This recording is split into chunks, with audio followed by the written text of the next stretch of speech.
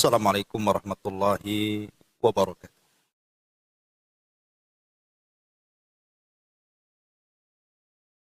Alhamdulillah. Alhamdulillahilladzi arsala rasulahu bil huda wa dinil haq liyudhhirahu 'ala ad-dini kullihi wa kafa billahi syahida wa kafa billahi wakila. Ashhadu an la ilaha illallah wahdahu rabbi la syarika lah wa ashhadu anna Muhammadan 'abduhu wa rasuluhu alladzi la nabiyya ba'dah. Rabbi israh li sadri wa yassir li amri wahlul 'uqdatam min lisani yafqahu qawli, amma ba'd. Alhamdulillah, di pagi hari ini kita bisa duduk kembali untuk bertalabul ilmi, dan kita meneruskan kajian kita masih membahas 175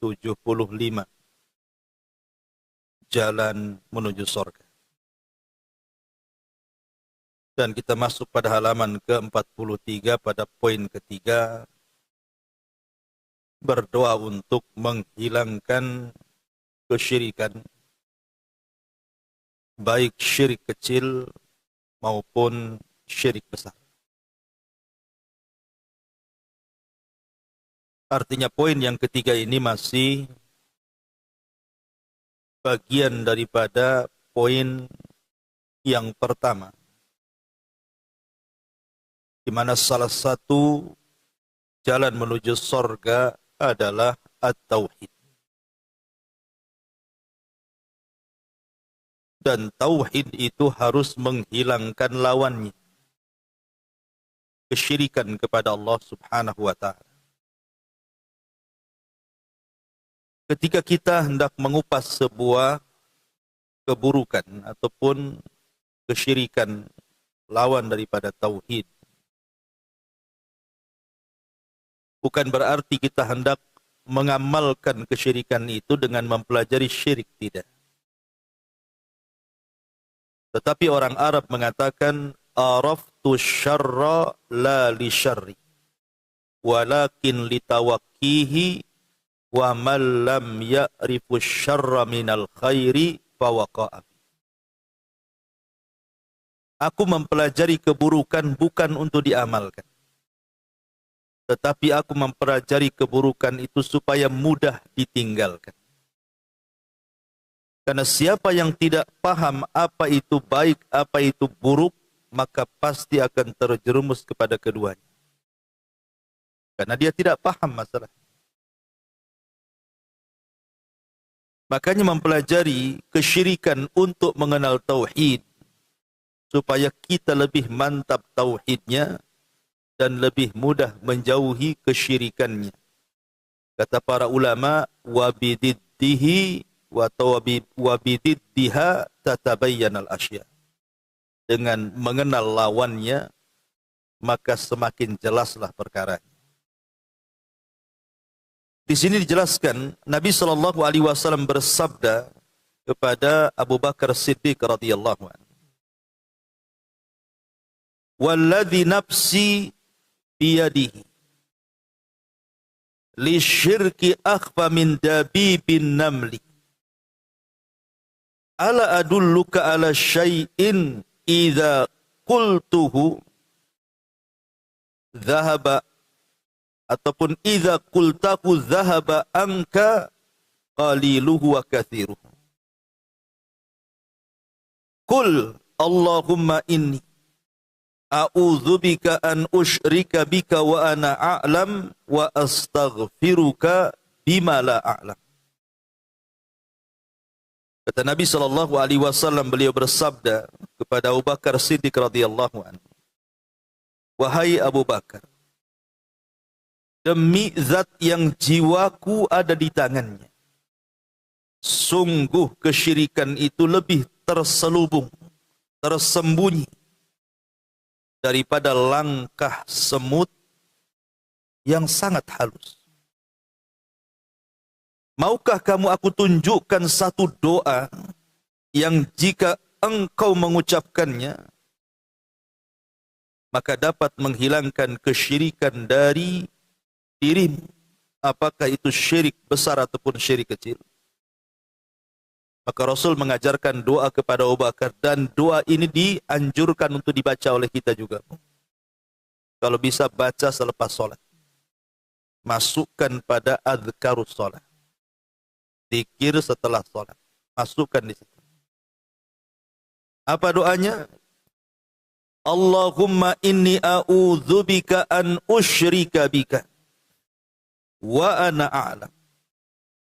Ya Allah, sesungguhnya aku berlindung kepadamu dari perbuatan syirik kepadamu sedang aku mengetahui bahwa itu kesyirikan. Wa astaghfiruka lima la a'lam. Dan aku memohon ampun kalau aku melakukan kesyirikan dan aku tidak tahu. Doa ini sangat bagus sekali untuk kita lazimkan dalam setiap zikir, karena doa ini salah satu doa untuk menghilangkan dari diri kita kesyirikan, baik yang kecil ataupun yang besar. Tentu bukan hanya sekedar doa kan, tetapi juga ada akhdhu bil asbab, mencari sebab untuk menghindar dari kesyirikan. Ma'asyiral muslimat yang dimuliakan Allah Azza wa Jalla. Nasihat Nabi SAW kepada Abu Bakar ini, beliau hendak menasihati bahwa di sana ada jenis syirik itu yang lebih halus dibandingkan langkah semut. Ibu kalau semut berjalan, kira-kira dengar nggak? Lagi jalan. Kita nggak dengar kan semut jalan itu. Kalau ibu yang jalan dengar. Apalagi pakai sepatu bakiak, makin dengar lagi. Tapi kalau semut mana bisa dengar, kita kan gerakan dia. Bahkan tahu-tahu ada di atas baju, kapan naik dari kaki. Kalau semut, tahu-tahu ada aja di atas. Tahu-tahu ada di kopiah saya pula. Kapan dia terbang? Artinya ada jenis syirik itu yang lebih halus dibandingkan langkah semut itu. Bahkan dalam riwayat itu langkah semutnya itu bukan hanya sekedar langkah semut. Di batu licin. Di tengah malam. Di kegelapan malam. Gimana cara tahunya? Udah semutnya hitam, batunya hitam, malam-malam pula. Gimana kita tahu? Tapi ada kesyirikan itu yang lebih halus dibandingkan itu. Baik, kita mulai syarahan daripada hadis ini. Ma'asyiral muslimat yang dimuliakan Allah Azza wa Jalla. Sebuah amalan, amalan apapun. Baik amalan lisan, baik amalan badan, baik amalan hati, tidak akan diterima. Kecuali harus didasari dengan ikhlas. Alias tauhid. Dahulu ada seorang sahabat namanya Tamim ibn Aus Ad-Dari. Tamim ibn Aus Ad-Dari ini, Bu, kalau lihat biografinya, dia dulunya tokoh Nasrani dan dia seorang pelaut. Satu hari dia membawa 30 awak kapal untuk berlayar. Tapi Allah takdirkan kapalnya terhempas ombak sehingga tersandar di sebuah pulau yang mengerikan. Rupanya pulau itu disebut Pulau Dajjal. Disitulah Tamim ibn Aus Ad-Dari berjumpa dengan Dajjal. Satu-satunya sahabat yang berjumpa dengan Dajjal langsung itulah Tamim ibn Aus Ad-Dari. Rasul aja nggak pernah berjumpa. Jadi setelah kemudian pertemuan dia dengan Dajjal itu, Tamim ibn Aus tak tahu kalau itu Dajjal. Tetapi setelah diceritakan pertemuan dengan orang yang dirantai dalam sebuah rumah ibadahnya orang-orang Yahudi itu, Rasul menceritakan orang yang kau temui itu Dajjal.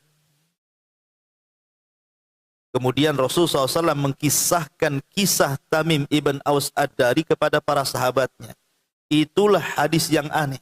Biasanya Rasul menceritakan kisahnya kepada sahabat. Ini Rasul mengambil kisah dari sahabat, diceritakan ke sahabat. Masuk Islamlah Tamim ibn Aus Ad-Dari. Dan jasanya banyak dalam Islam. Salah satunya adalah membuat mimbar bagi Nabi. Dan menerangi masjid Nabi. Karena punya keahlian bisa membuat obor. Teranglah masjid Nabi dengan cahaya yang dibuat oleh Tamim ibn Aus Ad-Dari. Ketika dia masuk Islam, Tamim ibn Aus Ad-Dari ini luar biasa. Dia habiskan waktunya untuk mempelajari Al-Quran. Sehingga lambat laun terkuasailah Al-Quran. Dan dia satu di antara sederetan sahabat yang hafal Quran dan menguasai Al-Quran. Dan setiap malam tidak pernah meninggalkan qiyamul lail. Setiap malam tidak pernah meninggalkan membaca Al-Quran. Sehingga masyhur solatnya dan masyhur membaca Qurannya.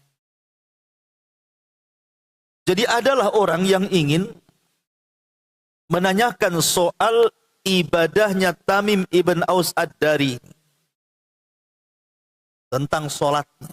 Jadi ada orang datang kepada Tamim ibn Aus Ad-Dari mengatakan, "Kaifa salatuka ya Tamim?" Bagaimana solatmu? Kok kamu bisa melakukan solat selama itu setiap malam? Kok enggak punya lelah, letih, kok bisa khusyuk, macam-macam ditanyakan. Bukannya dijawab, Bu, marah dia. Faghadibat Tamim, Tamim pun marah.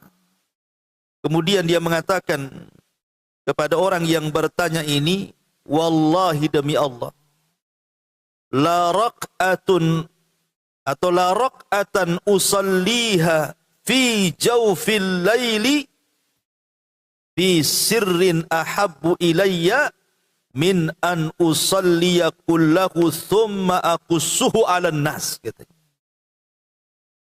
Demi Allah, kata Tamim ibn Aus Ad-Dari, seandainya aku melakukan satu rakaat salat saja di tengah kegelapan malam, orang tidak ada yang tahu kecuali Allah, itu lebih aku sukai dibandingkan aku solat entah berantah berapa kali, ya mungkin ribuan rakaat.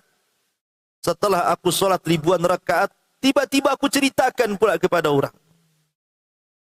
Mustahil aku ceritakan solatku. Tuh, lihat, ini namanya orang ikhlas, Bu. Kadang-kadang ibu ini baru habis ngaji dari sini, pulang. Ketemu kawan di jalan. Kata kawan, dari mana Dari Sukajadi. Ngapain ke Sukajadi? Ngajilah. Banyak orangnya. Lumayan. Dan saya paling depan pula. Terus yang lain bagaimana? Yang lain tidur, saya aja yang nyatat, katanya kan. Ceritanya. Berpura-pura sedikit, kenapa, Bu? Kalau ditanya, ibu dari mana? Dari sono. Dari sono, selesai. Ya. Sudahlah, jangan tanya-tanya, kan enak tuh, Bu. Jadi ibu enggak pamer, enggak ria kan gitu. Enggak ada orang tahu ibu habis ngaji. Karena menyebutkan ibadah itu, kalau hati kita enggak labil, hati kita ini enggak mantap, labil, habislah.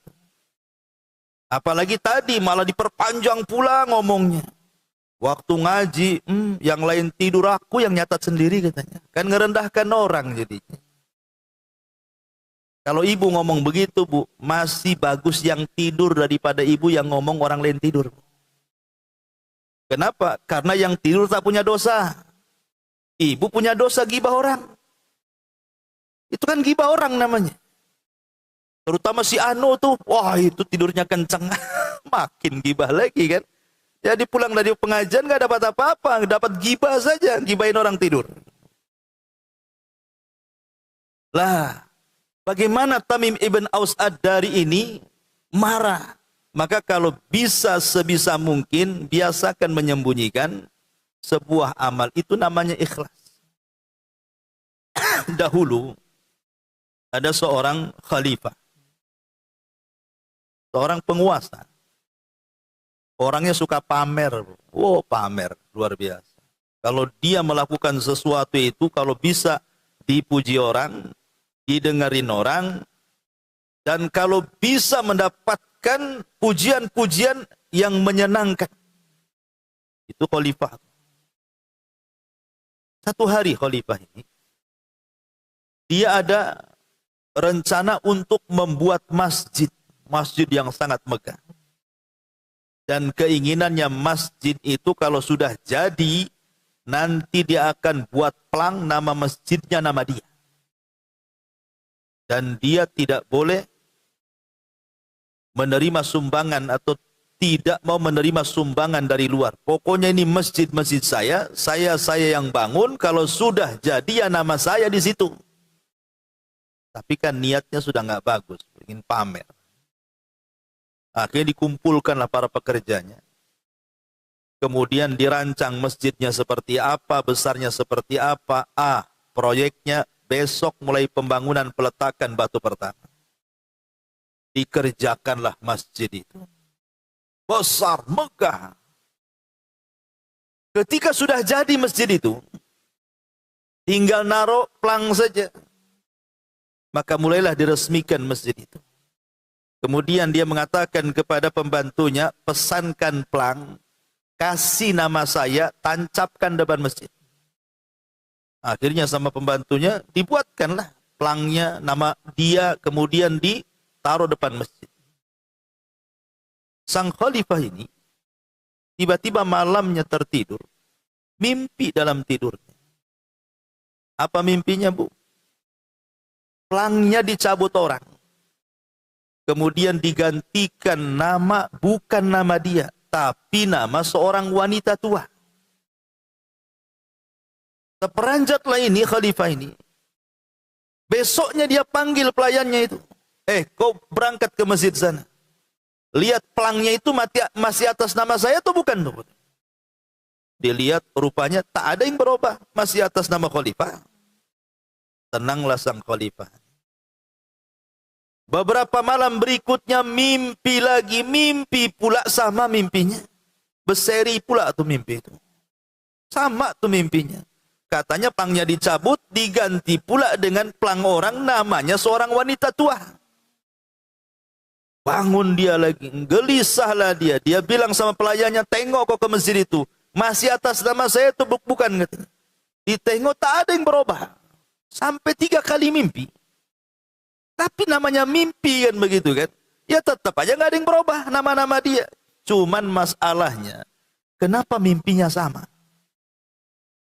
Dari situ dia terngiang nama wanita yang diplang itu. Dia bilang sama prajuritnya, aku sudah bermimpi seperti ini. Tolong cari wanita namanya Fulanah bintu Fulan. Saya ingin tahu siapa orangnya. Jangan-jangan dia memasukkan hartanya ke masjidku, katanya. Aku kan sudah katakan tidak boleh menerima sedekah. Ini masjid-masjid saya sendiri. Dicari wanita itu. Ketemu pula wanita itu. Sudah tua. Ini wanita ini ketakutan karena yang manggil khalifah masalahnya. Ditanyalah kemudian oleh sang khalifah itu. Wahai ibu, ibu tahu enggak? Ini masjid siapa? Kata ibu, ini yang masjid dirimu, masjid sang khalifah. Pernah enggak kau memberikan sesuatu, mungkin kalau bahasa kita mungkin semen 1 sak, atau mungkin bata 1 lori, atau mungkin besi 1 lonjor, kau berikan ke pekerjaku, katanya. Kata wanita tua ini, boro-boro, makan aja sulit, mau ngasih semen pula. Nggak ada. Bahkan saya suka berlalu lalang di masjidmu dan saya takjub karena masjidmu besar, megah, mewah. Tidak ada masjid di kerajaan ini semewah masjidmu. Akhirnya sang khalifah terus mendesak-desak. Wanita ini nggak ngaku, memang nggak pernah nyumbang sedikit pun. Kata sang khalifah, tolonglah ingat-ingat. Berapa jumlah hartamu yang kemasukan ke masjid? Ku ganti semuanya. Wanita ini memang nggak pernah nyumbang. Tapi kata wanita ini teringat, begini Tuhan, aku tidak pernah nyumbang loh walaupun sedikit pun. Tapi aku sering jalan-jalan ke depan masjidmu. Pernah satu hari katanya, aku lihat ada seekor kuda. Kakinya terikat. Dia ingin minum. Sementara jarak minum dengan kuda itu tidak jauh. Tetapi kuda ini tidak bisa minum karena apa? Kakinya terkena ikatan. Sehingga tidak nyampe-nyampe mulutnya itu ke tempat air itu. Dan kuda itu biasa digunakan para pekerja untuk ngangkut bahan bangunan. Kasihanlah aku, kata nenek ini, karena kakinya terikat tali. Kulepaslah tali kakinya itu.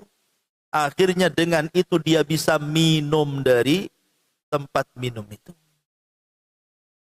Kata sang khalifah, dia tersadarkan dengan kisah ini. Subhanallah, katanya. Engkau melakukan karena Allah. Engkau melakukannya karena Allah. Tapi aku membuat masjid ini bukan karena Allah. Kemudian dikumpulkan prajuritnya. Hei prajurit, turunkan pelang nama saya, ganti nama ibu ini. Bayangkan. Dia tidak nyumbang, hanya nyumbang tenaga, bantu kuda. Biar bisa minum. Masalahnya kuda ini digunakan untuk manggul bahan bangunan. Untuk masjid itu. Itu saja tuh. Kata sang raja, turunkan pelangku katanya. Kasihkan nama nenek ini. Karena dia beramal ikhlas karena Allah. Tapi aku tidak karena Allah. Kan luar biasa bu kalau kayak gini. Ini enggak. Ibu nyumbang ke masjid. Anggaplah ini 4 tiang ibu yang masjid. Coba. Ajak kawan. Tahu enggak bu? Ini masjid saya loh yang sumbang. Dikasih tahu pula orang tuh. Tuh yang itu tuh saya. Tuh saya masih ingat. Ini loh fotonya masih ada. La ilaha illallah. Lah itulah orang yang digambarkan. Bahkan dahulu ada ulama salaf. Cicit daripada Nabi SAW namanya Husain ibnu Ali ibnu Husain ibnu Ali bin Abi Thalib. Ini jatuhnya cicit Nabi. Namanya Ali bin Husain. Putra daripada Husain. Husain putra daripada Ali. Ali ya putra Abi Thalib. Dan Ali menikah dengan Fatimah. Lahirlah Husain. Husain punya anak namanya Ali bin Husain. Dan itu satu-satunya keturunan Husain yang selamat. Dalam perang Karbala. Ketika Husain dipenggal lehernya oleh orang-orang Kufah. Maka tidak ada yang selamat. Keluarga Nabi terbantai di Karbala. Kecuali satu lah yang selamat. Nih, anak Husain ini. Namanya Ali. Ali bin Husain. Maka siapapun yang mengaku keturunan Nabi lewat jalur Husain. Harus nasabnya sampai kepada Ali bin Husain Zainul Abidin. Zainul Abidin ini Allah Subhanahu wa taala berikan banyak harta. Ya Allah luaskanlah rezeki. Alhamdulillah. Jadi orang kaya. Tetapi kalau dia bersedekah, orang tidak tahu. Sehingga orang menyangka Ali bin Husain ini bakhil. Karena enggak tampak sedekahnya. Ya, Ali bin Husain atau Zainul Abidin ini disangka orang bakhil. Kenapa? Karena sedekahnya enggak nampak. Padahal Ali bin Husain atau Zainul Abidin kalau sedekah dia nunggu malam. Nunggu jam 1, jam 2 malam. Orang udah tidur semua, udah ngorok semua. Dia keluar sendirian. Dia pikul gandum itu. Dia cari setiap rumah orang miskin. Kalau sudah ketemu dia letakkan di sini, pulang lagi. Ambil lagi gandum. Nanti letakkan di sini. Pulang lagi setiap malam. Sekitar 70 orang miskin Madinah itu setiap malam dapat jatah. Dan orang miskin di zaman itu setiap membuka pintu, udah habis nih berasnya, gandumnya di rumah. Setiap buka pintu, oh ada lagi. Enak nggak buka gitu? Enak lah bu. Ya. Dia buka pintu ada beras, tak payah beli beras. Tapi masalahnya orang-orang miskin ini nggak bersyukur. Sudah disumbang, masih juga mencela gitu ya. Ma'asyiral muslimat yang dimuliakan Allah Azza wa Jalla. Satu hari akhirnya Allah takdirkan Zainul Abidin ini sakit, dan dengan sakitnya akhirnya meninggal dunia. Saat yang memandikan jenazahnya ini menceritakan bahwa pundaknya Ali bin Husain ini rusak. Sininya itu. Pundak sebelah sininya itu rusak. Kapalan, banyak luka gitu. Rupanya karena sering menggendong gandum setiap malam, yang menjadikan kemudian pundaknya rusak. Dan semenjak dia meninggal, orang-orang miskin sudah tidak punya jatah lagi. Setiap buka pintu tak ada lagi gandum. Setiap buka pintu tak ada lagi gandum. Baru orang-orang pun tahu siapa penyumbang malam itu. Siapa yang suka nyumbang-nyumbang malam, orang nggak tahu. Rupanya dia adalah Zainul Abidin. Itulah orang ikhlas. Orang ikhlas itu berusaha menyembunyikan amalnya. Ustaz, saya pengen juga lah nyumbang malam-malam. Keluarlah ibu bawa beras dipikul sendiri. Cari keruli. Rupanya diteriaki maling, disangka ibu maling beras. Jangan, ya jangan niru-niru. Cari yang cara lain saja. Dulu ndak ada transfer. Sekarang pakai transfer aja malam-malam. Orang nggak tahu. Jadi begitulah Zainul Abidin itu mencontohkan bagaimana ikhlas itu seperti apa. Jangan sampai ibadah itu kemudian ria, dipandang manusia, akhirnya capek-capeklah kita beribadah ini. Karena ada satu ayat saya bacakan. Di dalam surah Al-Baqarah, Allah Subhanahu wa taala berfirman bagaimana menggambarkan bahaya orang ria, dan beruntunglah orang-orang yang ikhlas. Ibu catat Al-Baqarah 266.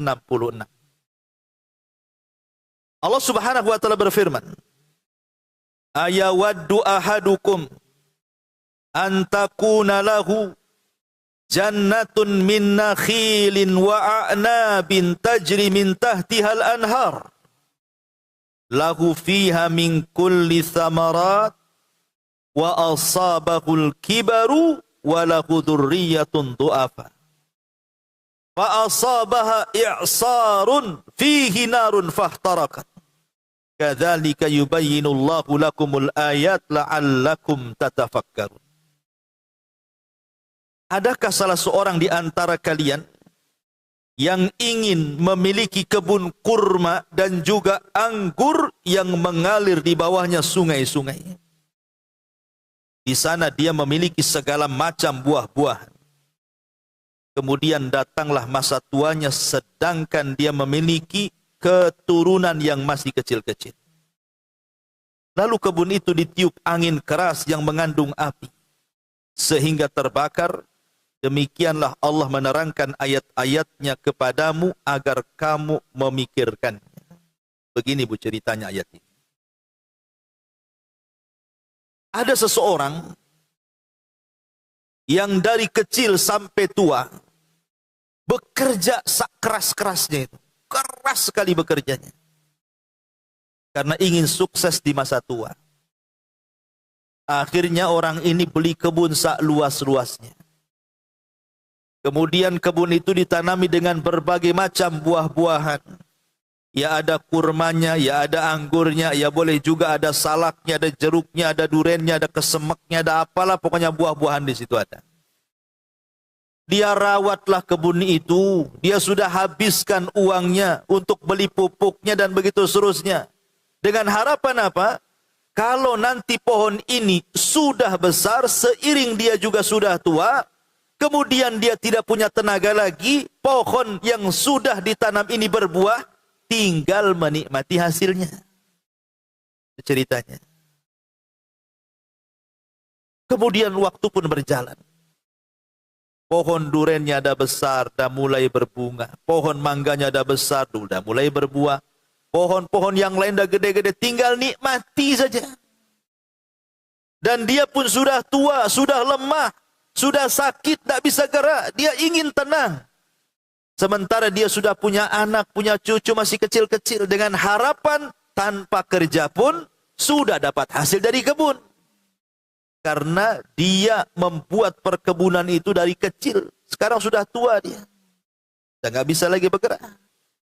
Tiba-tiba keesokan harinya ketika panen pertama, kononnya mau menikmati hasilnya tuh, Allah tiupkan angin mengandung kilat, petir dan api, membakar semua kebunnya. Habis usaha dari muda sampai tua. Maksudnya apa ayat ini dengan bab kita ini? Maksudnya gini, jangan sampai orang itu seumur hidupnya itu kalau ibadah bukan karena Allah. Salat bukan karena Allah, puasa bukan karena Allah, haji bukan karena Allah, baca Quran tidak karena Allah, ngaji pun bukan karena Allah. Semua bukan karena Allah. Tiba-tiba setelah mati datang pula menghadap Allah, ya Allah, mana pahala puasa saya, mana pahala zakat saya, mana pahala jihad saya, mana pahala saya ngaji itu mana? Kata Allah, tak ada.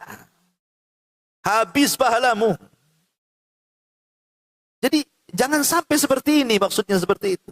Sudah capek, lelah, letih, amilatun nasibah, tasla naran, hamiyah. Lelah, letih ibu bekerja, beramal tuh. Tapi karena bukan karena Allah, ketika menghadap Allah, satu pahala pun tidak dibawa. Nah, jangan seperti kisah ini. Sudah capek-capek lah beramal. Sampai tua mau mengambil hasilnya, nggak ada yang diambil satu buah-buahan pun. Sama dengan orang beramal 1 hari, 1 bulan, 1 tahun sampai mati. Ya, dengan harapan dia dapat sorga. Rupanya sorga pun tak dapat. Kenapa? Karena tadi. Karena ria. Makanya saya nasihati, maaf ibu ya, maaf, jangan tersinggung. Kalau ibu sudah hijrah tuh bu, jangan yang diperhatikan itu soal penampilan aja. Kadang-kadang begitu jeleknya tuh orang yang baru hijrah. Yang dipentingkan itu penampilan. Ada baju, jubah terbaru, suka beli. Nampak tas ini, cakep juga nih, kalau tas ini bawa ke pengajian, yang lain belum punya. Suka beli lagi. Nampak cadar nih, ini cadar terbaru nih. Cadar banana nih. Beli, suka kan. Jadi kerjanya itu hanya ngaca saja bu. Jilbab geser sedikit, aduh, nanti dikritik pula kawan jadi pengajian. Kenapa mereng kan? Apalagi sakit kepala lagi masangnya. Kadang orang hijrah itu yang diperhatikan ya pakaian saja. Kalau tidak sandal ya tas, kalau tidak tas ya pakaian, kalau tidak pakaian ya jilbab. Belum lagi aksesorisnya. Wah, aksesorisnya banyak kali. Pernak-periknya. Allah loh tidak akan mandang penampilan ibu. Rasul katakan, innallaha la yanzuru ila suwarikum, kata Rasul. Allah tidak memandang penampilan kalian. Wala ila amwalikum, tidak pula pada harta yang dibawa, pakaian yang mahal, tas yang mahal. Anda Allah tidak memandang itu. Walakin yanzuru ila qulubikum wa a'malikum. Yang pertama Allah pandang itu hati, baru kemudian amalan. Karena kalau seandainya ibu hijrah itu hanya kemudian fokus kepada penampilan saja, Islam itu bukan di penampilan. Hijrah itu bukan di penampilan, hijrah itu. Jangan kemudian di masa jahiliyah sama dengan di masa ketika hijrah. Kalau di masa jahiliyah, ya mungkinlah ibu beli sepatu yang bagus, sandal yang bagus gitu ya. Yang bermerek semua, pakaian-pakaian yang buka aurat yang bermerek semua. Ketika hijrah, oh adat itu masih ada. Cuman bedanya, ya ini agak tertutup. Ya. Tapi penampilannya kurang lebih saja. Dari niatnya itu masalahnya. Yang menyamakan antara jahiliyah dan hijrahnya itu niat itu. Karena yang ditonjolkan hanya penampilan saja. Nah ini saya nasihatkan. Dan tersinggung bu ya. Ya. Karena insya Allah nggak ada ibu-ibu di sini. Di pojok sana yang ada. Gitu ya. Ya. Intinya bahwa begitulah melatih keikhlasan itu. Jangan sampai satu waktu kita sudah banyak beramal, mengharap surga tak dapat surga. Amilatun nasibah tasla naran hamiyah. Ma'asyiral muslimat yang dimuliakan Allah Subhanahu wa taala. Sedikit saya akan bicara bahaya riya. Karena di sini lihat bahaya riya ini. Akhfa min dabibin nam. Datangnya itu seperti rayap semut yang enggak bisa. Nyaris tak terdengar kalau semut berjalan. Ini kan menunjukkan bahayanya. Tahu-tahu nempel aja riya. Ma'asyiral muslimat yang dimuliakan Allah Azza wa Jalla. Riya ini, sebelum saya cerita bahayanya dulu, saya akan jelaskan rinciannya dulu. Riya itu ada 10 macam. Riya itu ada 10 macam yang ditulis para ulama. Yang pertama ada namanya ar-riya'u as-sarihu. Riya yang soreh, yang jelas. Tidak samar itu. Itu riya jelas namanya. Tidak ada samar-samarnya itu. Seperti apa? An yakuna muradul abdi ghairallahi azza wa jal wa la yaqsudu illa madhan nasi.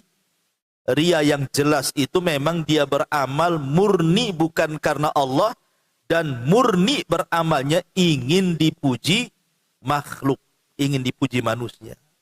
Maka orang yang seperti ini disebut munafik. Ya, kalau ibu kemudian memang nggak ada niat ngaji, memang dari rumah itu niatnya ibu pengen ria saja. Makanya penampilannya harus bagus, cantik gitu ya, tasnya harus bermerek. Pokoknya seperti itu. Ini namanya ria sore. Dan ini sifat munafik, bahaya. Ya.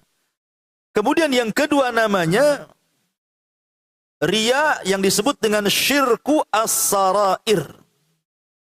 Syirku as-sarair. Ini samar. Kalau tadi jelas rianya, ini agak samar nih. Kalau jelas itu kan memang jelas. Tasnya disiapin dengan tas yang bermerek, pakainya disiapin, kendaraannya disiapin. Memang betul-betul ingin ria. Itu kan nampak jelas ya. Ini enggak, Bu.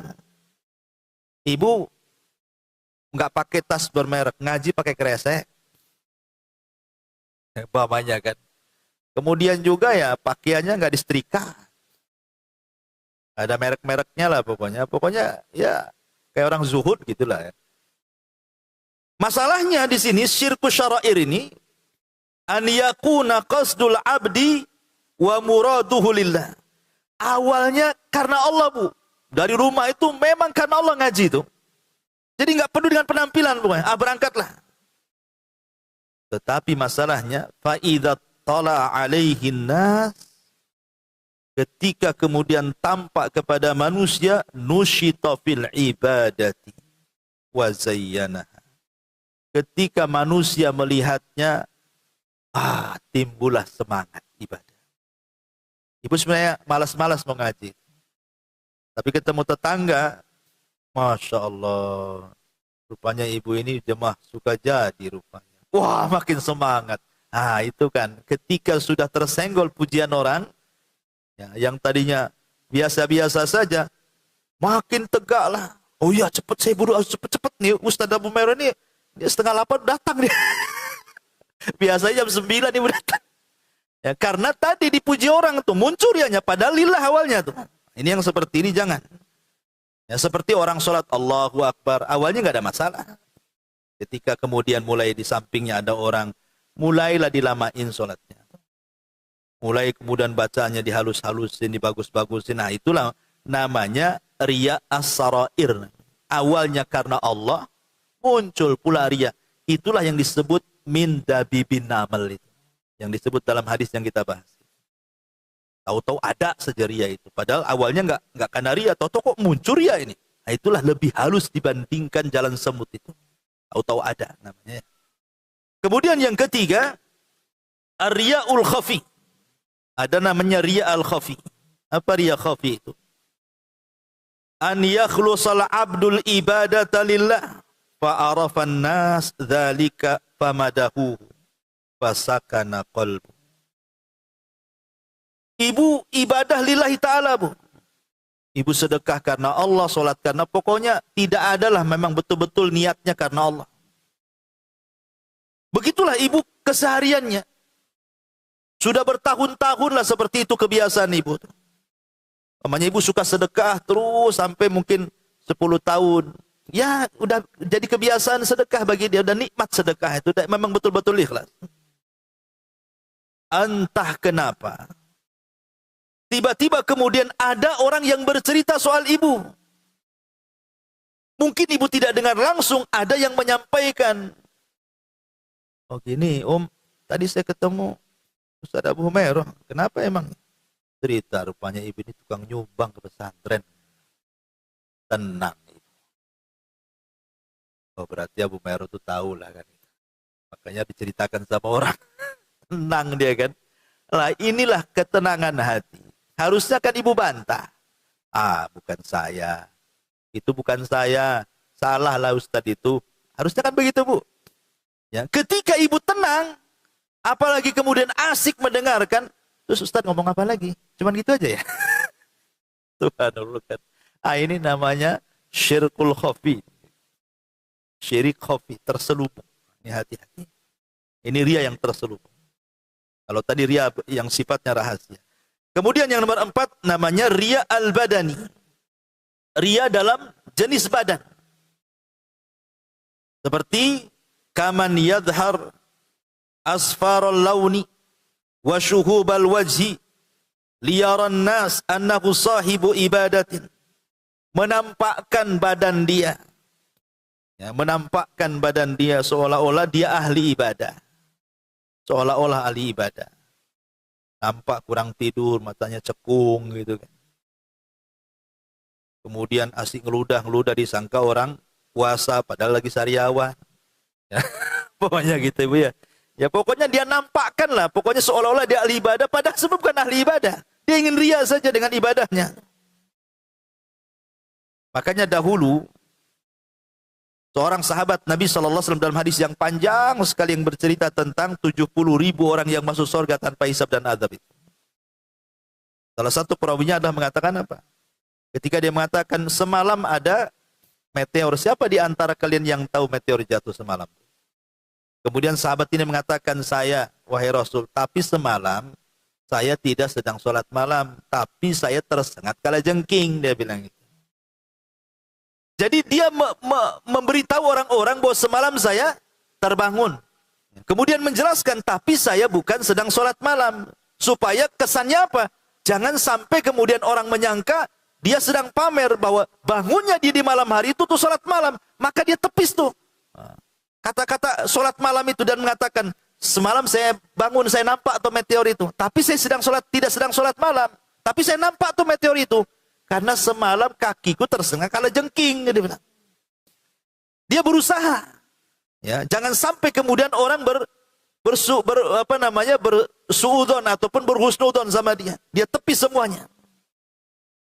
Nah, kalau bisa seperti itu, ya, jadi kalau sudah nampak orang ini memuji kita, kalau kita tepis, nggak bener lah. Mungkin salah orang, mungkin bukan saya, mungkin sama namanya tapi bukan saya. Sama orangnya tapi bukan saya, begitu ditepis gitu kalau seandainya ada hal-hal yang membangkitkan ria. Kemudian yang nomor 5, riaul libas wazi. Kalau tadi badan, sekarang pakaian. Nah, ini yang tadi saya katakan, saya nasihatkan. Ya, kalau hijrah itu jangan asih pakaian aja yang diperhatiin itu. Kemudian yang nomor 6, riaul qauli. Ria dalam bicara. Kaman yahfad aqwalal ulama wa ikhtilaf al-fuqaha fi mas'alataini aw thalatha.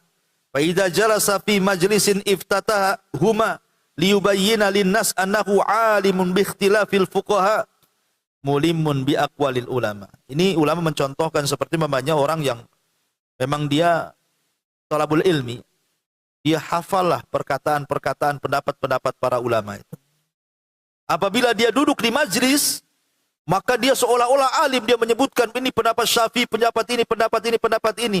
Tapi tujuannya bukan ngasih ilmu, hanya ingin pamer kalau dia itu hafal pendapat-pendapat itu, gitu maksudnya. Lah kalau urusan ilmu seperti ini saja, ini bisa menjadikan ria, Bu. Apalagi ibu pamer soal keluarga. Ini masalah ini saja bahaya. Apalagi masalah keluarga, nggak ditanya cerita anaknya. Alhamdulillah, anak saya ada di Jakarta. Kan ibu nggak ditanya anaknya, kenapa cerita anak? Kita ini lagi cerita ngaji, kok lari ke anak pula. Ya. Alhamdulillah anak saya begini-begini. Alhamdulillah, pokoknya memuji dia saja dan keluarganya. Ya, yang kawannya bengong aja kan itu. Jadi hal-hal yang seperti ini jauhi. Kemudian yang nomor 7, ar-riya'u bil ashab wa zairin. Riya bil ashab wa zairin. Riya dengan memuji mungkin gurunya, mungkin temannya, ya. Tetapi dalam rangka sebenarnya dia ingin memberitahu kepada orang bahwa dia itu sedang riya sebenarnya. Seperti dia mengatakan, barusan tadi pagi saya ziarah ke pesantren Anu. Ketemu saya sama Ustadz Anu, sama Kiai Anu. Kan. Sebenarnya dia ingin mengatakan bahwa, tuh lihat saya dekat dengan ulama loh, kamu enggak. Cuman enggak ngomong begitu. Nah, cuman dia bilang, ya saya ziarah ke sana. Kalau dia mau ngomong itu seolah kamu itu jauh dari ulama, saya dekat gitu. Maunya begitu, cuman bahasanya beda. Nah, kan kayak gitu tuh bahaya, Bu. Bahaya seperti itu. Samalah dengan seandainya ini kan dari perkataan mafhum mukhalafah namanya. Seperti ibu kalau memuji suami orang, ya, dipuji-puji luas semua orang tuh. Bang, kalau bisa kayak suami tetangga tuh, tengok rajin kali, pagi-pagi udah bangun, abang pula tidur ngorom jam 8 baru bangun. Ini sama dengan ibu katakan apa? Kalau bisa suami saya dia, bukan kamu gitu. Cuman ngomongnya nggak gitu, muji suami orang, gitu maksud. Kurang lebih kayak gitu, Bu. Ya. Itu namanya mafhum mukhalafah. Lah ini juga sama, riya dengan menggunakan mafhum namanya. Bahaya, ya. Ini bagian riya juga.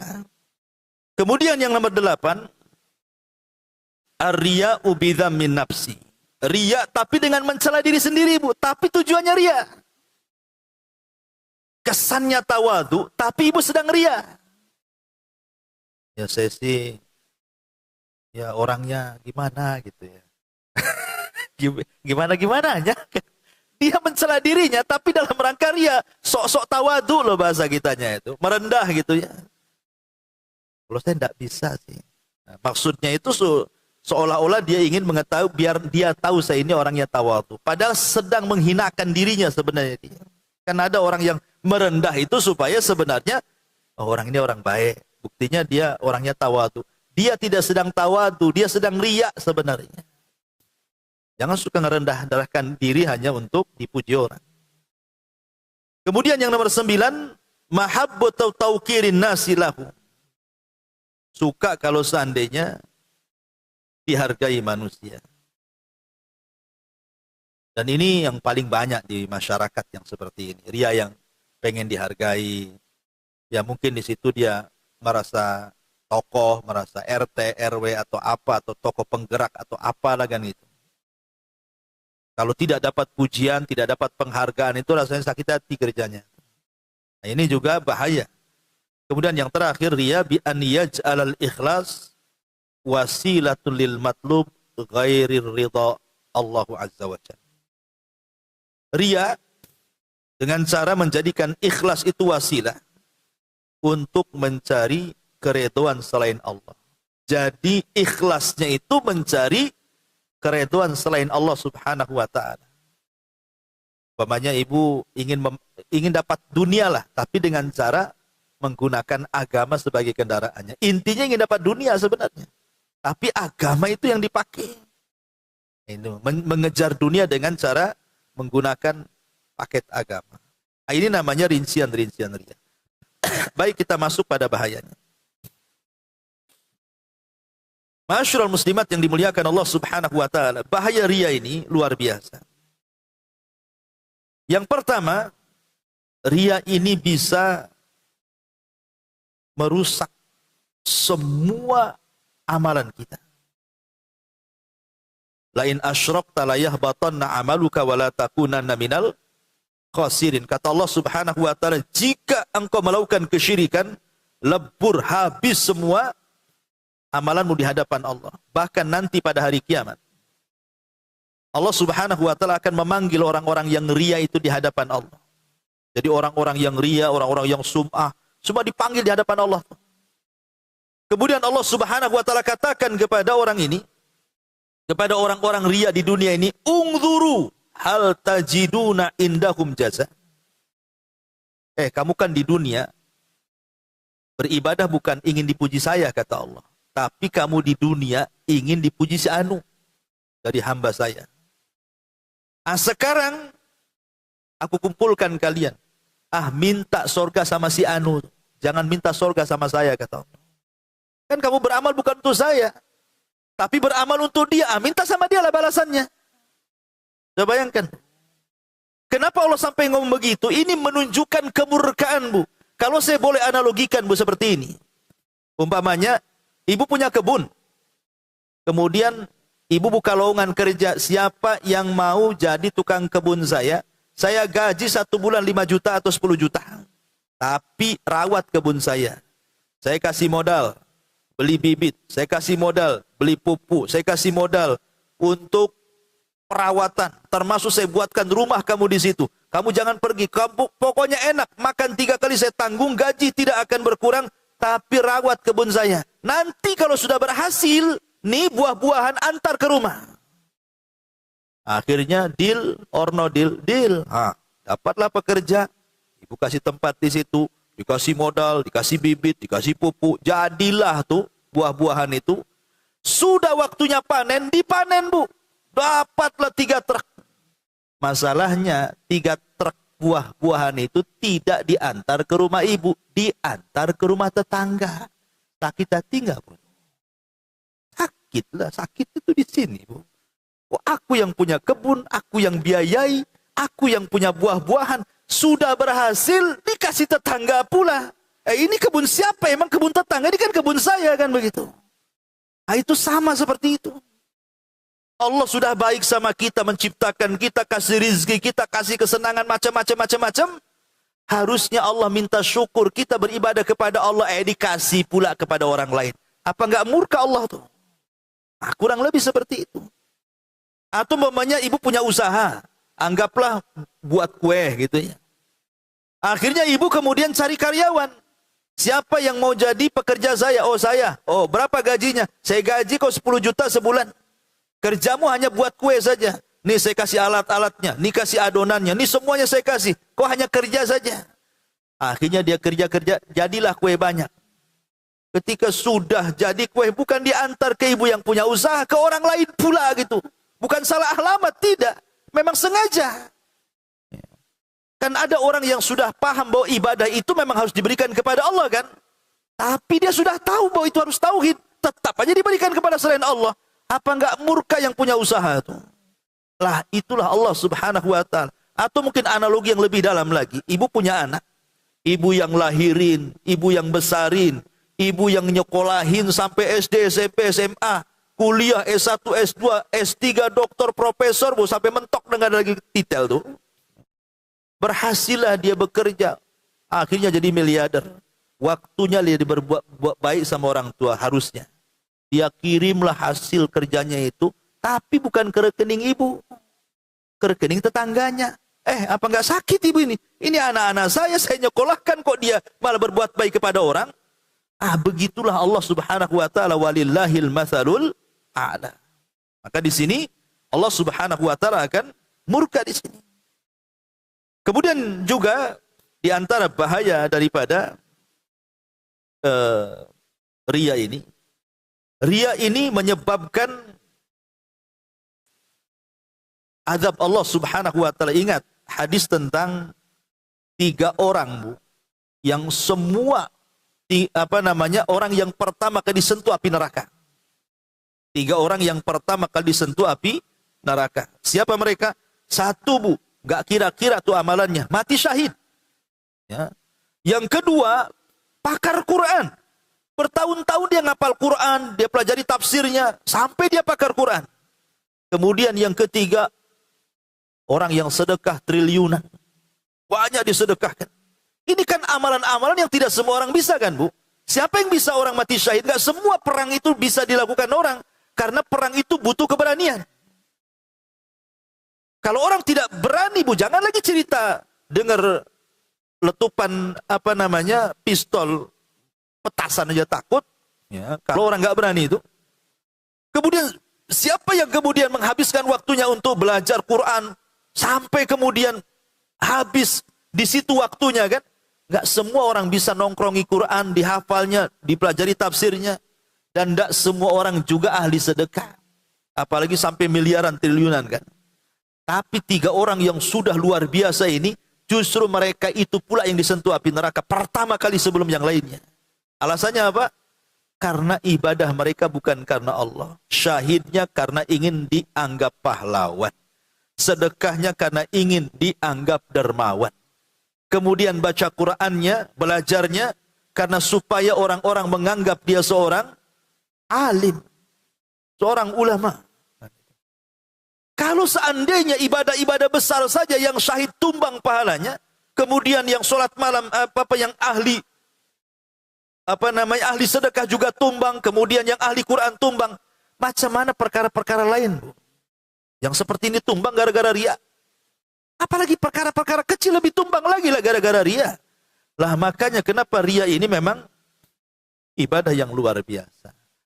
Ya Bu, ini waktu juga ya. Karena saya ada khutbah Jumat cukup jauh tempatnya, bahasanya masih panjang, tapi inti daripada yang kita bahas siang hari ini, di antara jalan dari 175 jalan menuju surga adalah ikhlas.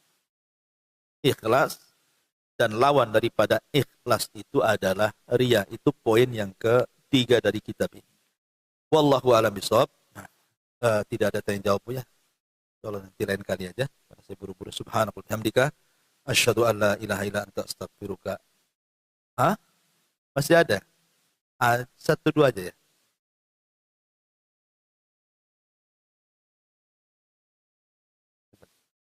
Dua poin Ustaz. Oh, boleh.